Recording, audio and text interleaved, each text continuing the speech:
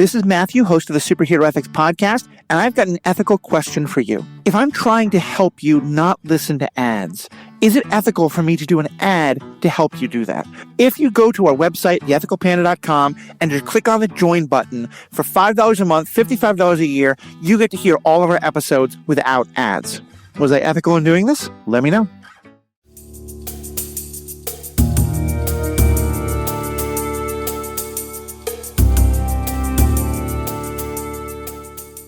Hello and welcome to this episode of Superhero Ethics and this episode of the Once and Future Parent, which is also now becoming the Once and Future Parent podcast.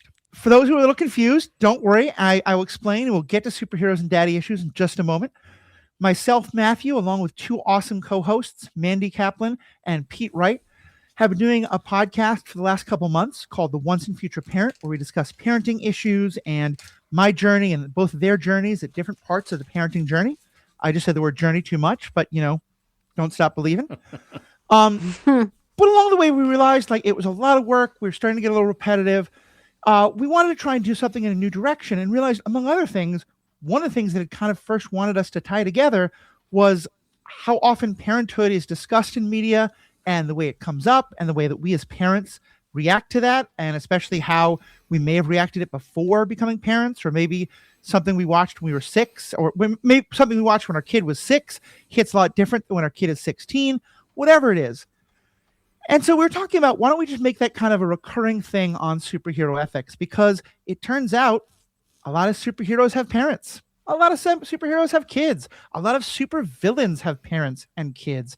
And a lot of them have daddy issues or mommy issues or some other kind of family issue that has an awful lot to do with why they are superheroes, why they are supervillains, or why they're just kind of super broken. And so that's what we're going to be talking about today. And I've got a bunch of different questions. I put it out on social media, and we got some great feedback from fans who kind of threw out to me a lot of different examples and helped me break down some categories of different ways that parenting issues show up among superheroes and supervillains. But let me just start it by throwing out to the two of you. And I'm going to start with a person who is least prepared to answer this question. Or any question. Mirroring the parenting journey. How often do we get, crib notes for when our child asks, why did the cat die or whatever? The point being, though, Mandy, when I say to you, from your limited experience of as you've been learning more about superheroes, I ask you about them and their parents. What comes to mind for you? I don't have a ton of superhero knowledge, but I did just watch some Smallville. That's a good one.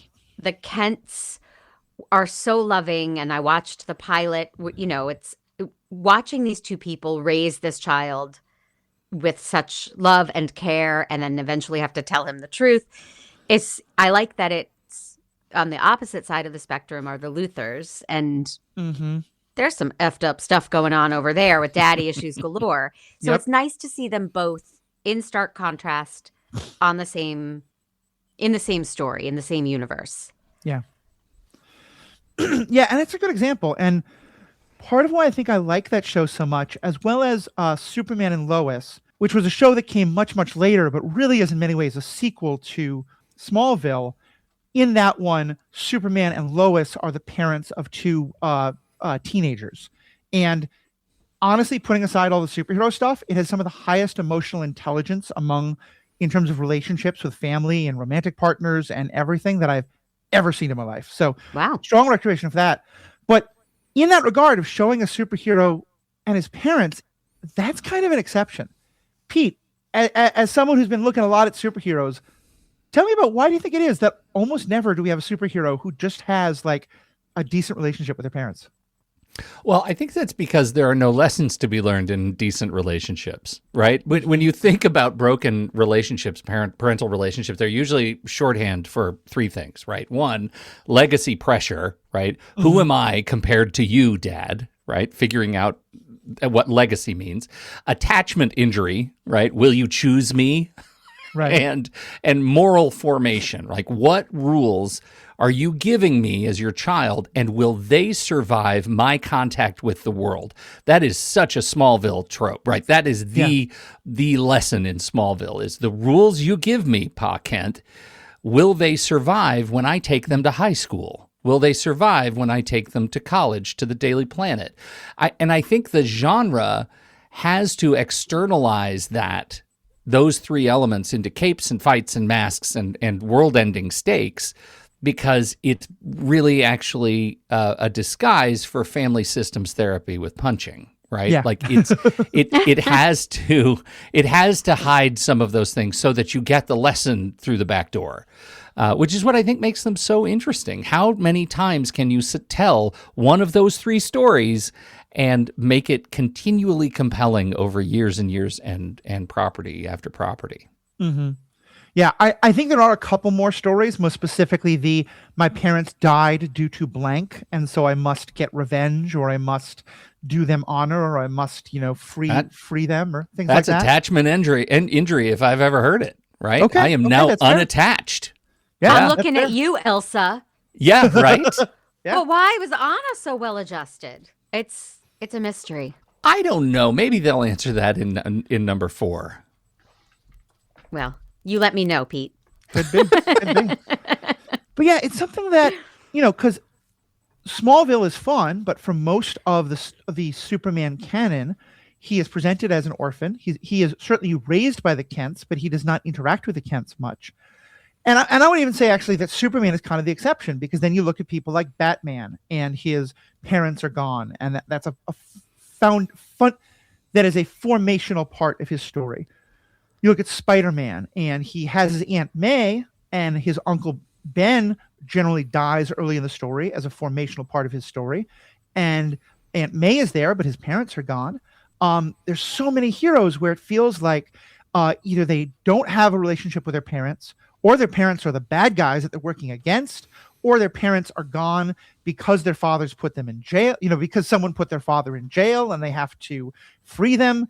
Look at Barry Allen. There's just one of the biggest wells they go to, if it's a superhero trope, is the child does not have, the hero does not have parents, and that's a part of why they're a hero. Yeah. I want to jump into, you brought up Batman. I think we need to jump into the Marvel answer to Batman, Tony Stark, because Tony Stark's got an interesting parentage, right? That essentially his dad was the intellectual side of Tony Stark's superhero. And so we have this interesting intellectual inheritance without intimacy in their father-son relationship, right? He gets the company, he gets the expectations, but not any of the emotional attunement. He honestly, he gets to read his dad's love of child through Steve Rogers, through another superhero, which is so brutal. It is so brutal. Episode after episode of their relationship is broken because that relationship has sort of transcended the bonds of father-son, and it is detached from his father and becomes something that his father. It was like his father's fandom supplanted his fatherhood. Right. And I have a question, because I know, Pete, you've delved quite a lot into the comics. How much is the Freudian father-son psychodrama of the Tony Stark story a part of the comics versus an invention of the MCU specifically? I think it's there. I think it's present. I think the MCU leans hard on it because it had to. They had practical narrative reasons to want to expand the universe across stories. So the Tony Stark, Tony and his father was. It is one of those legendary fraught relationships that is seeded throughout the arc, particularly the arc. He goes through some things with, alcoholism, and has to deal with what it's like living suitless on the streets. And it's hard to come to terms with the legacy issues. How did I, from this, become this thing? That is identity free, that has to learn who he is again. What did I not get from mom and dad, particularly dad, that lands me here? What lessons have I not learned? That is kind of the legacy of Tony Stark's story. Does it tend to be more daddy issues than maternal issues? Yeah. Yeah, it is, and I think there's another one, that Matthew and I have been talking a lot about, which is Thor. Right, the Thor. How would you? And I'll toss it back to you, Matthew, to describe this. How would you characterize, Frigga's relationship with Thor versus Odin's relationship with Thor, as it's portrayed it's very in the different. stories? In So in the Thor movies, and granted, you can hear Pete and I talk quite a lot about it if you listen to the Marvel Movie Minute version of Thor 2, The Dark World. I loved the movie and had nothing but praise for it. Pete was a little more critical, but you can check that out. You just stop that right now. I was a little more critical. But in that, I think what is established in those movies is something that's a pretty traditional, and I think you could say there's some sexism in it, certainly some patriarchy in it, but the idea of father is strict and stern and sometimes even cruel because he needs you to be better, and mother is loving and forgiving.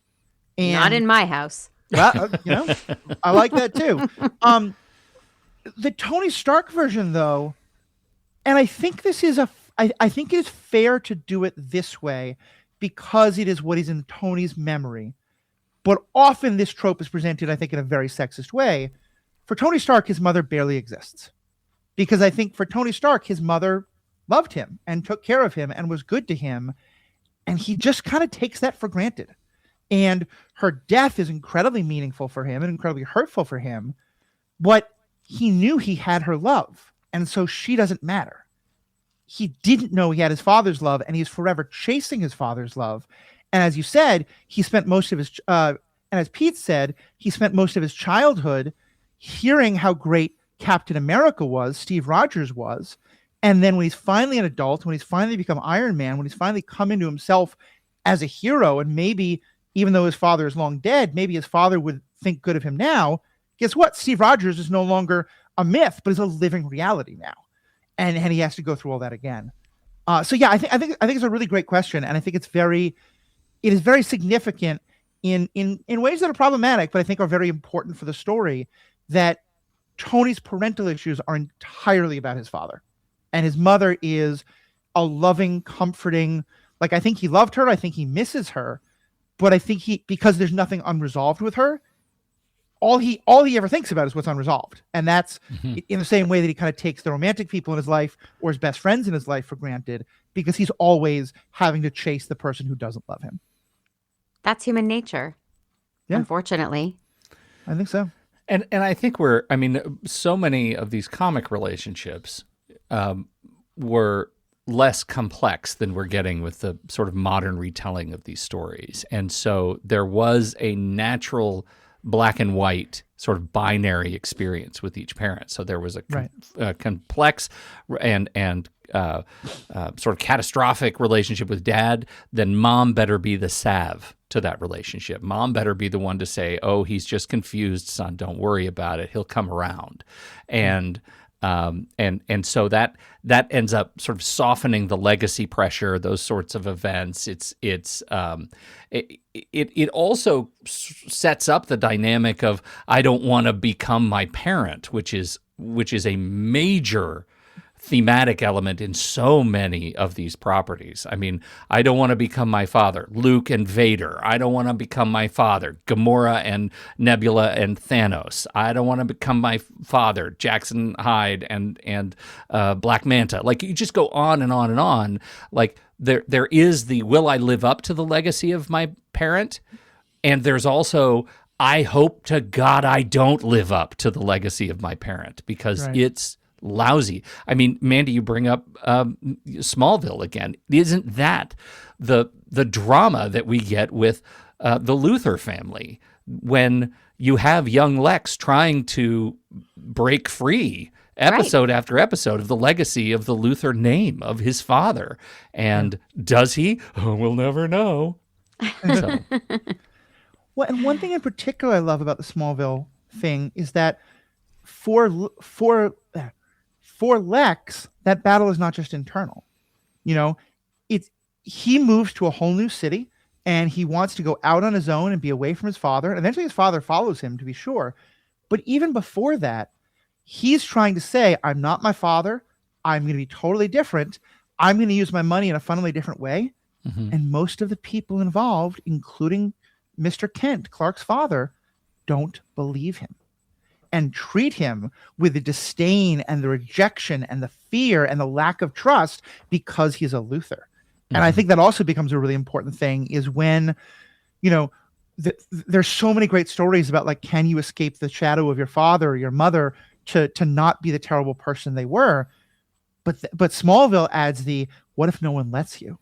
What if no matter how good you are, all they'll ever see is the legacy of your father? Mhm. And is it, again, human nature to go, well, fuck it. If you think I'm a villain, I might as well just be a villain because you're never going to believe I'm not. God, Well, as a person with daddy issues myself, which I don't often talk about, we all struggle with what you just said, Matthew. There are things about our parents that we hope we have and things we hope to God we don't. Yeah. And it's such a mixed bag when someone says, "Oh, you sound just like your father." It's like, I know you mean that as a compliment, but oh, that's such a loaded concept.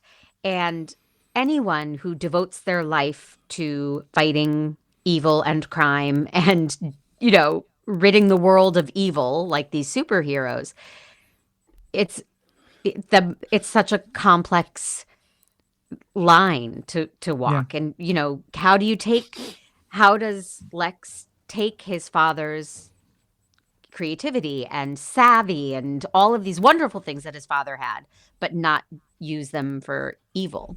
Right. Not to mention the money. He can do good because he has money, and that money was all earned through the terrible things his father did. Yeah.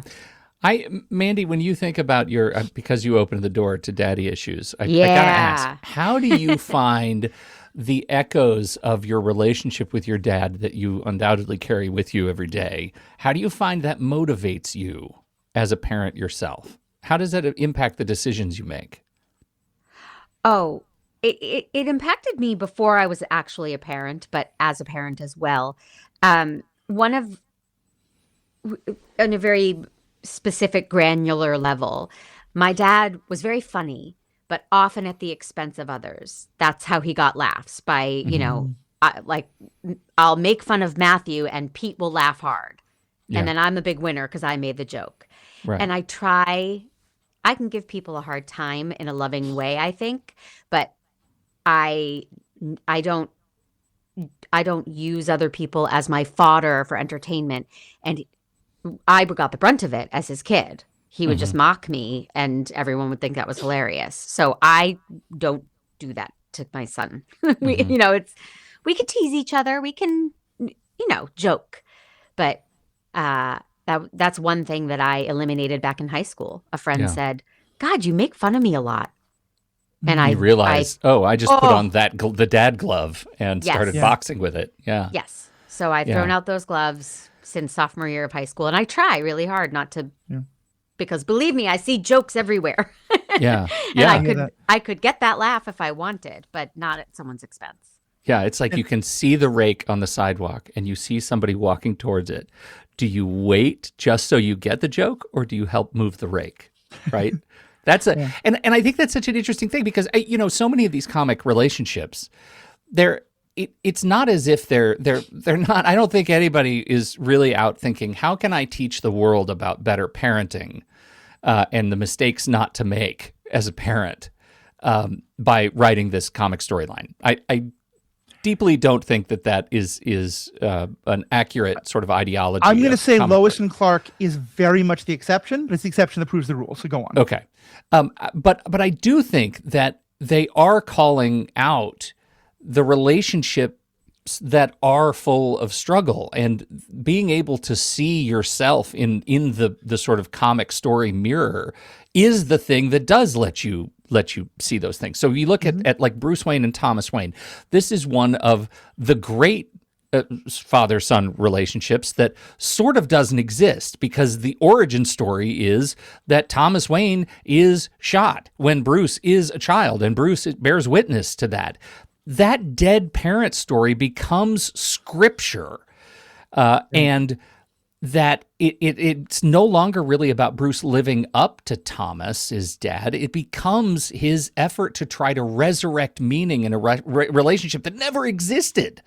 Yeah. Right? So when the parent becomes idealized, when the parent is on a pedestal, the child loses permission to be ordinary. There was no other, like you take the cape away from Bruce Wayne, take Batman away from Bruce Wayne, would he still have been working so hard to become the billionaire industrialist just because that's what Daddy was? And that was the only choice that he had.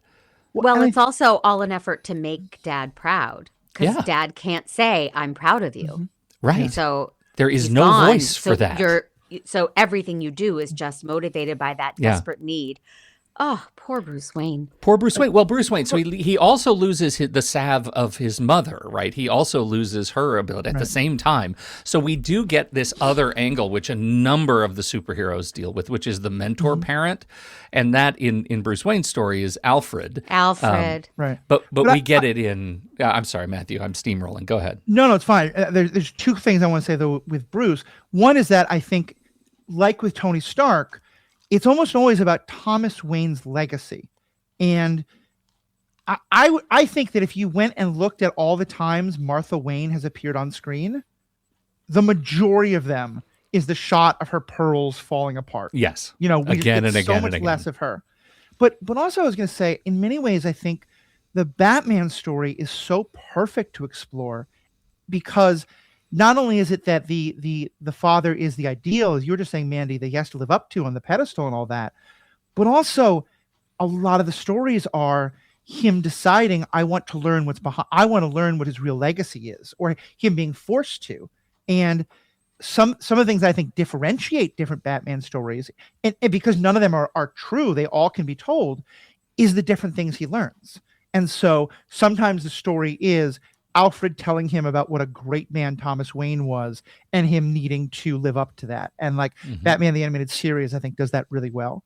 Sometimes it's your father was a person who had incredible power and responsibility, and he became a doctor, which was great, but he kind of let his company turn into an arms manufacturer and let his city fall apart in the Christopher Nolan movies, Yeah.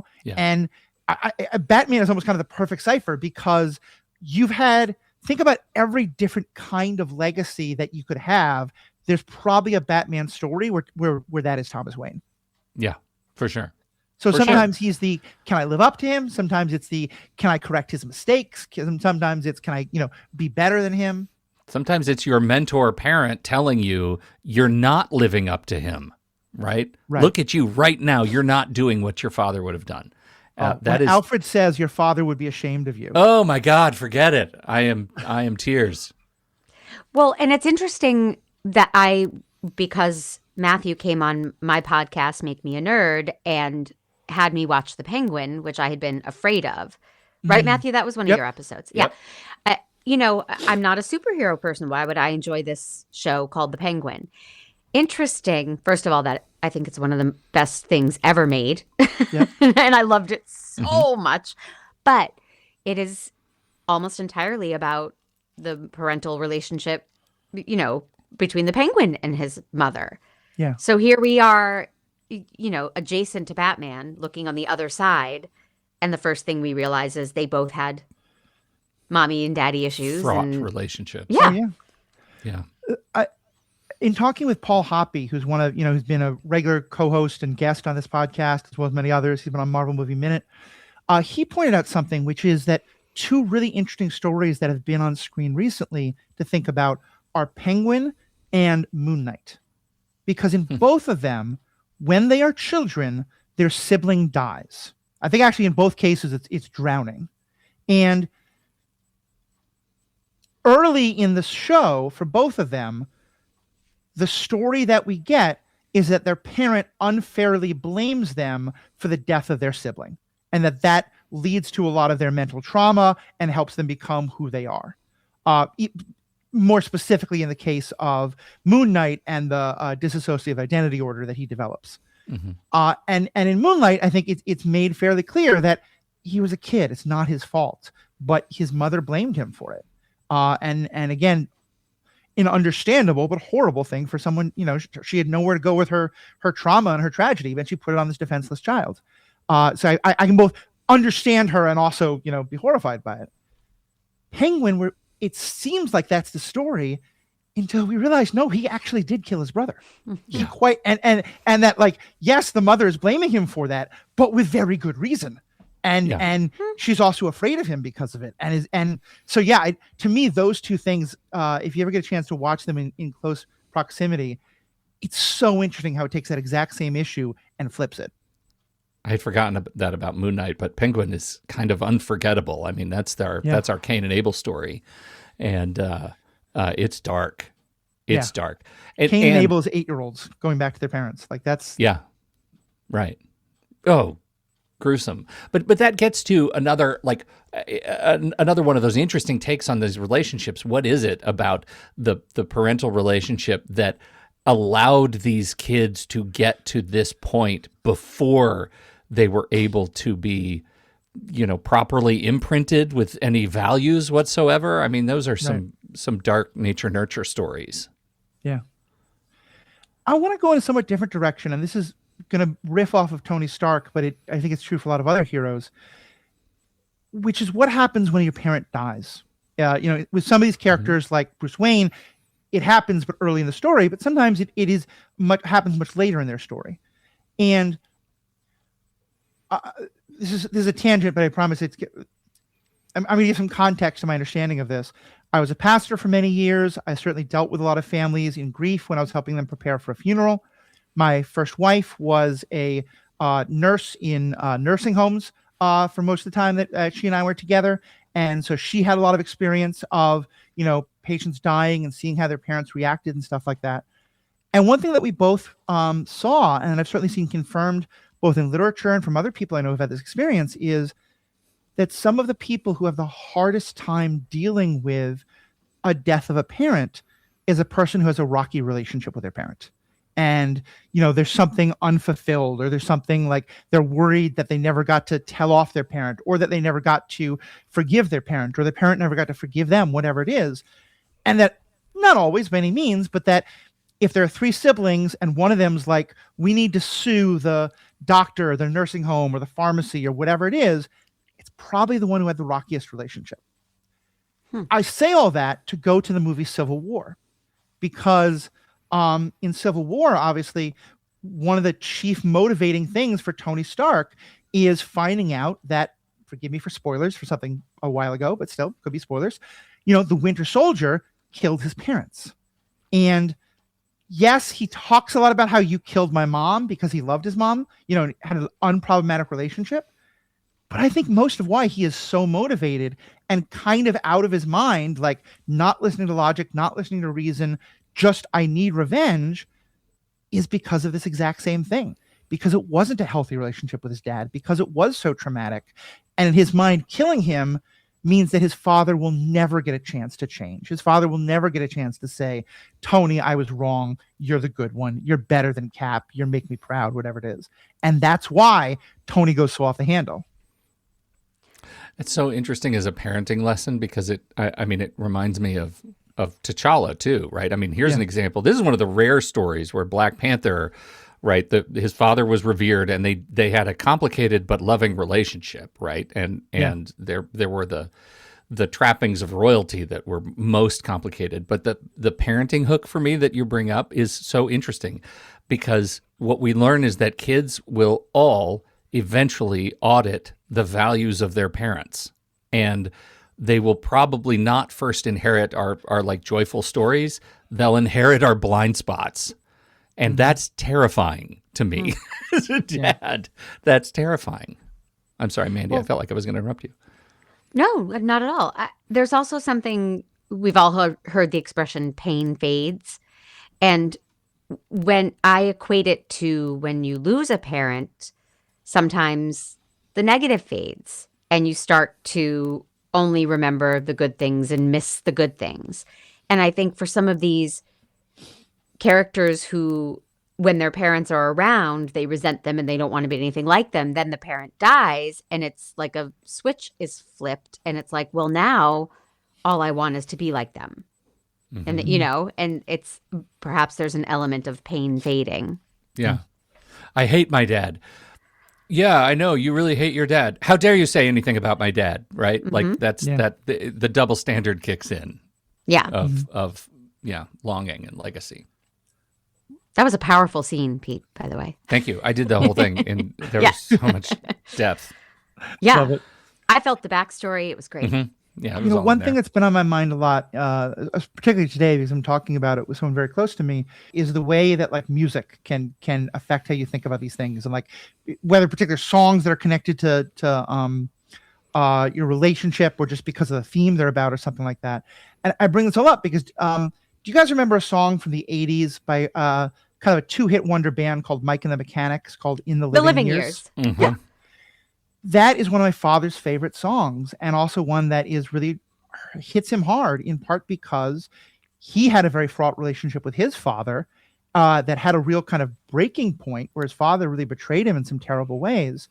And I've not gotten to dive too deep into this with my dad, but my understanding is that his father then died before they could have any resolution.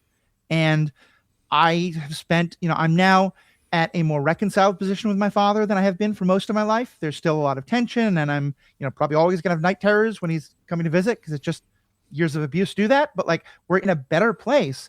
But I remember there being a lot of years where that song was what came to mind for me, because, that idea of, is he going to die before I've ever gotten him to admit what he did? Or is he going to die before I've ever been able to forgive him, or before he's ever going to be proud of me, or whatever it was going to be?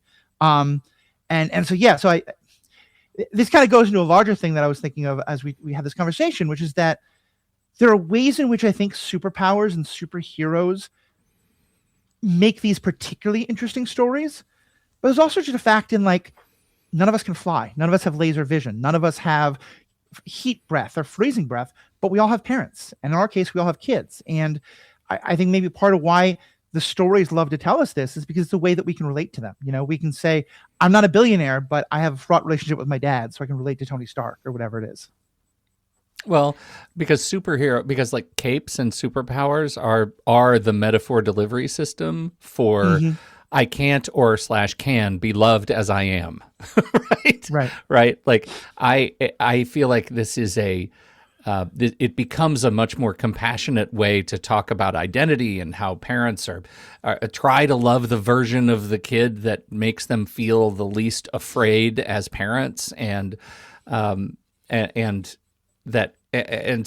try to reach catharsis in their relationship with their kids. I think the first X-Men movie did, or maybe it was the second one. I can't remember. It was the one with what's her name, and her parents sent her off because she kept touching kids and killing them. What was her name? Oh, no, that was in the first one. That was in the first Rogue. Yeah. It was Rogue's story. Yeah. And I think it did that very well, showing how complicated the relationship is for parents who are terrified of their kids. Well, the metaphor of that is, we don't understand each other. And it doesn't matter why we don't understand each other. We don't understand each other because we don't know how to accept differences from our lived experience. And Well, these themes run through absolutely everything. I mean, the parental issues are the heart of Greek mythology, soap operas, sitcoms. most importantly, The Breakfast Club. Yeah. The Breakfast Club. Oh, no, Dad, what about you? But I just think that's what is so compelling about these stories. And yes, it's cool to have capes and be able to fly. That's all really cool. But I don't know that would be enough. People need to see themselves up on the screen, and the way to do that is through these complicated parental issues.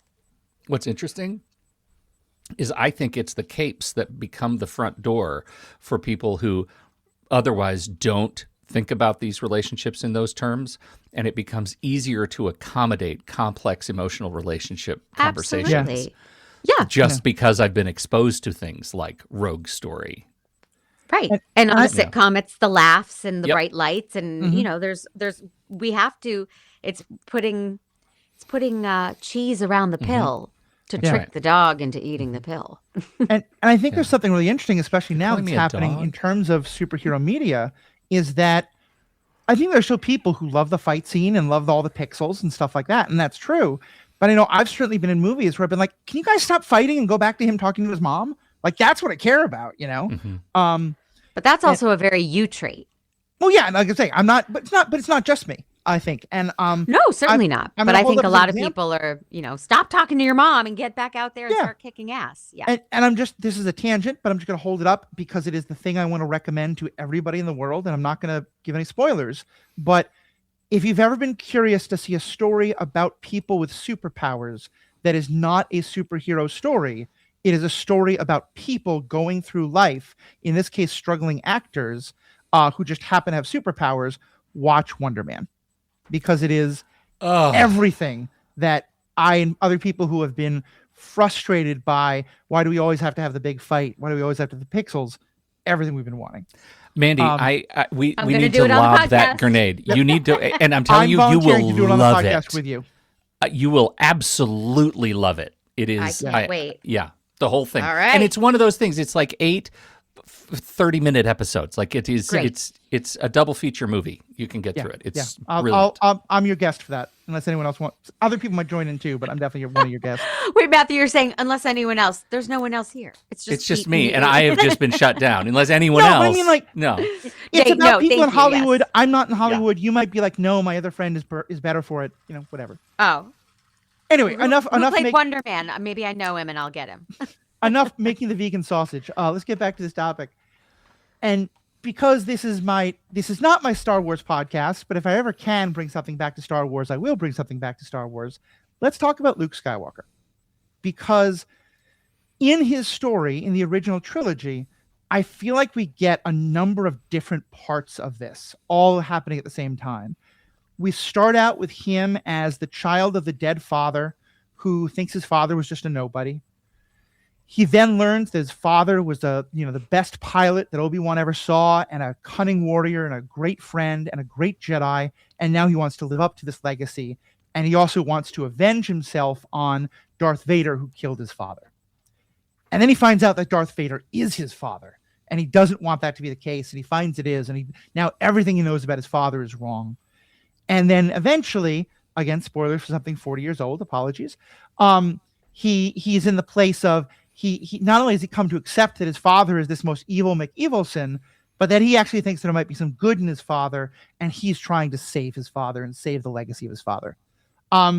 Pete, when you think about like superheroes or heroes and daddy issues and parental issues, tell me about your thoughts on Luke Skywalker.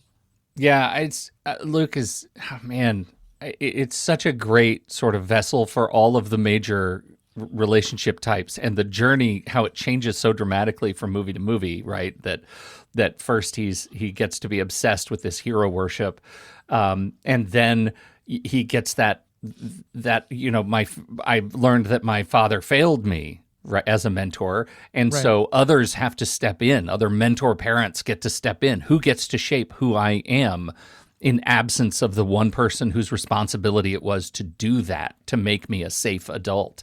And then we have from the other side, right, the villain dad model.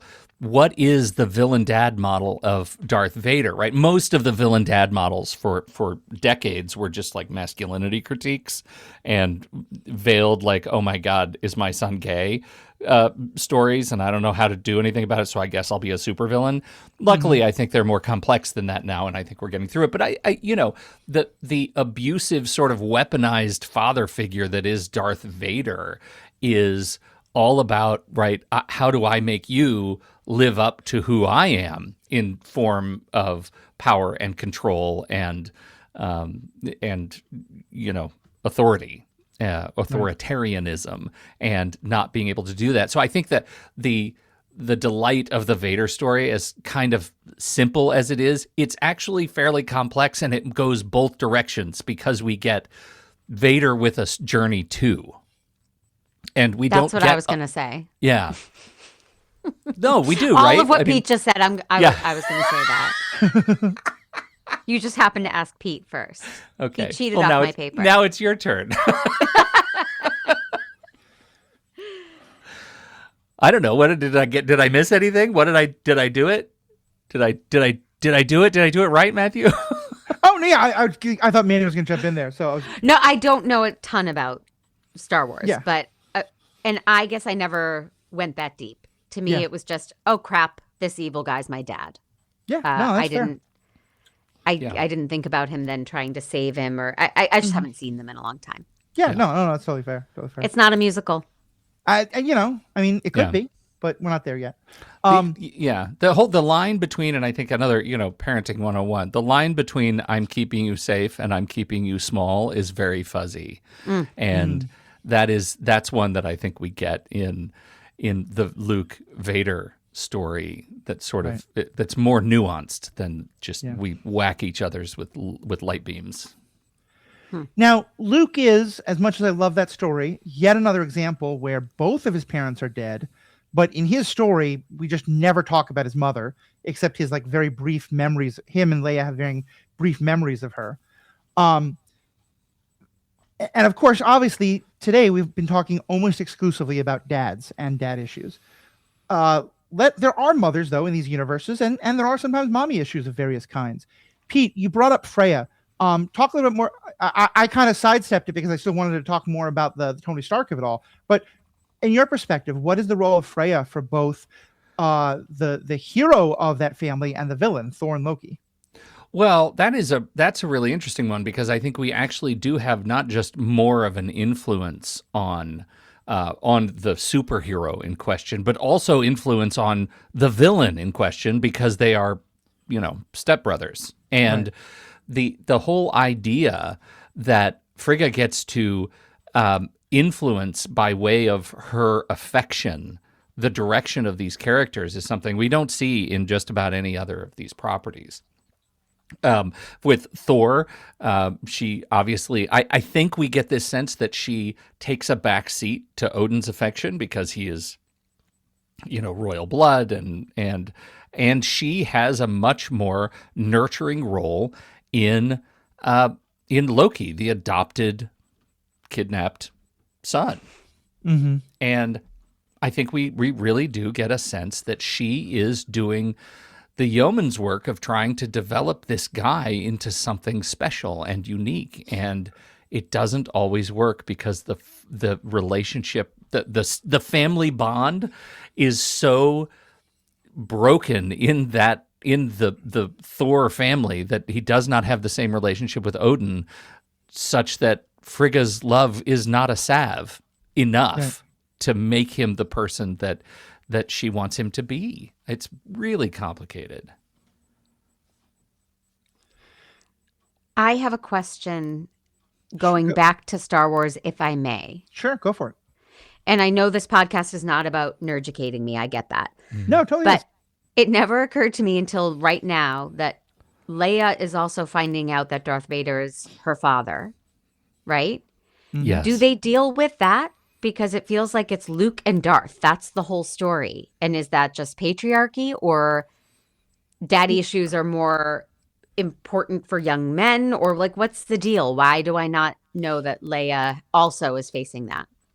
So in the movies, it doesn't get dealt with at all. And it's sexism and patriarchy. Okay. And It's bad storytelling, too. I mean, it's just Yeah. rudimentary, terrible storytelling. Right. And I think it's also like it's continuing a trend in terms of whose emotional journey we care about. That there's a scene where Luke and Leia have both lost something in the last 12 hours. Luke has lost the mentor figure of Obi-Wan Kenobi that he's known for maybe 2 weeks. Mm-hmm. Leia has lost her entire planet, including her parents and everyone she's ever known and loved. And Leia comforts Luke. And Leia comforts Right. Luke about what he's going through. And it's just, you look at that scene and you're like, oh my God. What is going on? Yeah. Yeah. I will say, though, that I think one of the things of the Star Wars universe that I love most is that people have been using both some of the animated shows and the books to fill in a lot of the gaps that don't get talked about a lot. And there's a fantastic novel called Bloodlines, Star Wars Bloodlines, that deals with exactly this. And it's about Leia having this political career 15 years later, and basically it being no one knew until it gets revealed that her father was Darth Vader. And Mhm. in it, there's a lot of time spent inside her head. And she talks a lot about how, her brother got to experience, got to see a bit of Anakin in their father, which she never saw. She was tortured by Darth Vader. She had her planet destroyed by Vader and Tarkin. She had all these things. And the book really goes into how she's both jealous of Luke, but also is kind of perfectly happy just thinking of Vader. Like, she doesn't need to have warm, happy paternal feelings about the guy who tortured her and blew up her planet and stuff like Sure. that. And it really goes into some interesting stuff, both about how the main thing that happens is her political legacy, is what do people now think of her as a politician in the New Republic, now that they know that she's part of the bloodline of Anakin Skywalker / Darth Vader. It is so interesting that I know, up until modern times, 99% of the superheroes were men. Right. So we think of them and their parental issues, but it's occurring to me for the first time. This might be unmined territory. I got to go write a script. There really are some interesting mother hero stories, and we look at characters like Star-Lord in Guardians of the Galaxy. Like, his mother, Meredith Quill, is the emotional origin of the entire story, right? He watches her die in the hospital, and that is the beginning of his entire arc and his entire inability to mature. He is still the kid in the hospital room. That's his his log line. Shazam is another one that just came up, which is Billy Batson's character. Maternal abandonment is the wound, and his powers are the coping mechanism. But one that would be interesting to explore more fully, which I don't know how often you've talked about this one on your show, Matthew, but Jessica Jones. Jessica Jones is list, the hero, and the mother wound is the you can't escape your origin story, right? And that is a fascinating one because it is straight up mother-daughter, and we don't have a lot of those. Yeah. Yeah. So and it's not the, as I said, I think that there's a lot of sexism in the way a lot of times mothers are portrayed. Star-Lord's mother is it's a great part for his story, but she's not a character. She's not a character. Paragon of maternal She's virtue. an avatar. Yeah. Martha Wayne is a paragon of maternal virtue. Right. And for a while we've been getting the flip side of there's a number of characters now that no sort of big names, but often like the kind of second villain in a movie or something in a TV show, where part of what makes the person a villain is that they have the most evil boy mom of boy moms, and that they're a bully, and the mom is like, no, you're smarter and better than those kids. It's okay.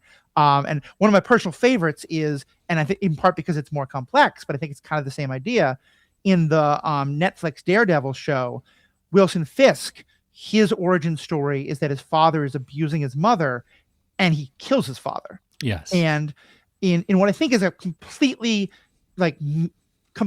justified moment of self-defense or, defense of someone else. Mm-hmm. But instead of his mom saying what you did is okay, let's go to the police, let's explain it, his mother says, we're going to chop up the body and hide it. Yeah, and right. in this very moment of values, you did a good thing. Well, it's but bonding. That's quality time right there. Yeah, exactly, it's attachment parenting. It's arts and crafts. There you go. Yeah. But yeah, Gross. I think the Jessica Jones story is a great one, especially because, and I admit I haven't seen it in a while, but I know we did a podcast episode about it, and I remember enough of the details about it. It turns out her mother has powers too. And she's one of those heroes who, part of why she's afraid to become a hero and doesn't want to be a hero for a lot of the story is that she has a temper and she can go off on people, and she doesn't think she has the noblest of intentions. And at times she's scared that she'll use her power for bad reasons. And we find out that what is she scared of? She's scared of turning into her mother, because her mother is this, person with superpowers who uses them in bad ways. And yeah, it's a great, I'm glad you brought that up, because it's definitely what I want to talk about, both with her birth mother, and also though with her adopted mother, of Trish's mother, who was also a kind of a stereotype of the stage mom thing, but I think is very well portrayed in terms of how much she damages both Trish and the adopted daughter, Jessica. Yeah. I would throw in one more, which is that the MCU is forced to back into, which may be interesting. We talked about Black Panther and his relationship with his father. Well, with the death of the actor who played Black Panther, Shuri, the sister, is now the Black Panther, and the father is dead. So the relationship is now, by necessity, mother-daughter in these stories. What glorious opportunity we have to explore some of these issues in a way that is not quite so viciously masculine, and see what comes of it. I don't have high faith that they'll do it, but it's an opportunity that's present. I think they will, if for no other reason than the mother's played by Angela Bassett. Yeah, Angela Bassett wants to explore some stuff. And already, I mean, she got nominated for an Oscar and I think robbed. She should have won for the second movie. Yeah. It's funny, I hadn't even thought of that, but I think in terms of superheroes who have a dead father and a living mother, but the mother gets to be, or even just whatever it is, the mother gets to be a much more real character who is kind of both a conduit of like, I can tell you what your father would have thought, but also here's what I would have thought. And all of that. Black Panther is one of the best, as I think about it, in terms of, how much writing they gave to the Queen. Yes, for sure. And her role. One does not casually cast Angela Bassett. Yes. Yeah, that's very true. Well, speaking of daddy issues, very, very quickly. Please. Matthew, what are you going to do if you show Star Wars to Penn when he's able to comprehend it, and you start to talk about these things, and he says, Dad, I don't care. I just want to get to the lightsabers. So I had to think about this long and hard before I had a kid. And I did my research, and I have a solution. Okay. There is a traveling circus that has guaranteed me a good price. They said they need him before he's 10 to really be able to fully train him. Yes. But yes, as you have to start him young. If he at least starts with the lightsabers, then I think we're okay. He can grow into it. If it's Dad, this is so boring. Yeah. We're selling him to the circus and just starting. Yeah. Okay. So I think that's really I'm good glad because you have a plan B. you're leaning in on the "I made you for a purpose" son trope, Yes. and I think that's important to have a motto. Yeah. Great answer. Yeah. Let me throw my last question at y'all because I know we're almost an hour. I don't want to respect everyone's time. How has becoming a parent, and this is for superhero movies, but also just for anything, changed how you view parent-child dynamics? Because I know that, particularly a lot of the stuff I saw when I was a teenager, and yes, I think my father was to blame for a lot of my fraught relationship with him, but also I was an angsty 16-year-old who thought that, not letting me eat what I wanted to eat or stay up past a certain time was clearly a sign of, human rights violations that Geneva needed to know about. And as I start to think about my own child, I've come to have, there's some times where I'm watching things where I used to totally sympathize with a kid, and now I'm sympathizing with a parent a little bit more. For you two, particularly in superhero stories, but if nothing else, are there times where there's stuff you watched in your pre-parenting days that now you're watching again and are like, I'm sympathizing with the parent a little more than I used to? Well, I'll go first because I'm not going to talk about superheroes, and then you can cut it out and end on Pete. But we watched Parenthood for Once and Future Parent, and we talked about this. When I watched that, I was a teenager or kid when it came out, 12, and I thought, just let Martha Plimpton do whatever she wants and sleep with her boyfriend. Why are you so uptight, Diane Wiest? Mm-hmm. And now I watch it, and I am Diane Wiest through and through, and I can't fathom what is motivating Martha Plimpton, and it's a total reversal. You see the other side of everything from where you are in life, and becoming a parent has made me deeply understand the other side of it. Yeah. And be terrified of teenagers. Okay. I think that's a really good point. I think the best properties are the ones that you can watch as a kid and see yourself, and also still love it when you watch it as a parent and still see yourself. Yeah. Because there are those things that you watch and you're like, well, I hate this thing. This did not, we we couch it in words like, well, that didn't age well. but really it means I can no longer see myself in this thing. There's no avatar for me in this property. And I think we see that all the time. And then when my kids disagree, I make them go watch a supercut of like Cersei Lannister. And I'm like, see how good you've got it? Like, we're fine. Now shut up. I like it. Yeah, I was telling a friend earlier about how, when I was a kid, Sweet Home Alabama had one of the sweetest guitar riffs I'd ever heard, and I freaking loved it. Yeah. And I learned more about Neil Young and what he means when he says, "Us Southern men don't need you around anyhow," and just how racist and pro-Confederate ideas that song is. And I can't listen to it the same way. And I've said, Ghostbusters is still one of my favorite movies, but if I watch it with my kid, I'm going to say, okay, one day you're going to like someone of whatever gender. Everything Bill Murray does in this movie, don't do that. Yeah. That's bad. Yeah. He's a stalker. It's not okay. So, it's funny how those things change. Yeah. Well, Mandy and Pete, you are both incredibly prolific artists and creators of podcasts and other things. Mandy, starting with you, where can people find you? Make Me a Nerd on True Story FM or anywhere you get your podcasts. Cool. And I just edited a Goonies episode for Mandy, and I loved it so much with all-time favorite Chrissy Lenz as a guest talking about the Goonies. Oh my God, I missed that movie so much, and I didn't even recognize how much I miss it. So yes, Make Me a Nerd. Go listen to Make Me a Nerd. It's lovely. Thank you. I just need to interject that I have been afraid to rewatch Goonies because it was such a childhood favorite, and rewatching Ghostbusters and a couple others so hurt me.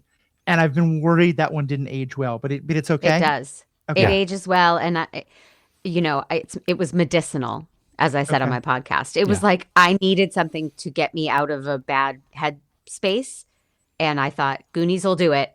And I don't do anything without podcasting about it, so I reached out to Chrissy, and she was part therapist, part charming guest. Wonderful. Yeah. Wonderful. Sometimes you do just need to hear two people love on something for an hour, and that is what you get with this. I miss it so much, Goonies. So that's on my list.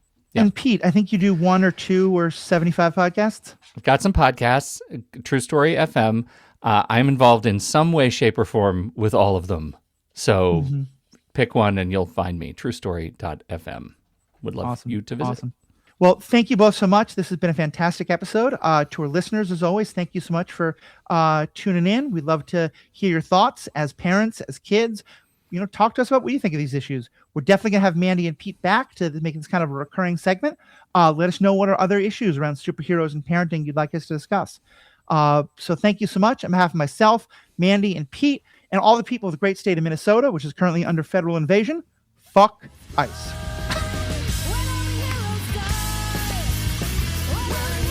Well played.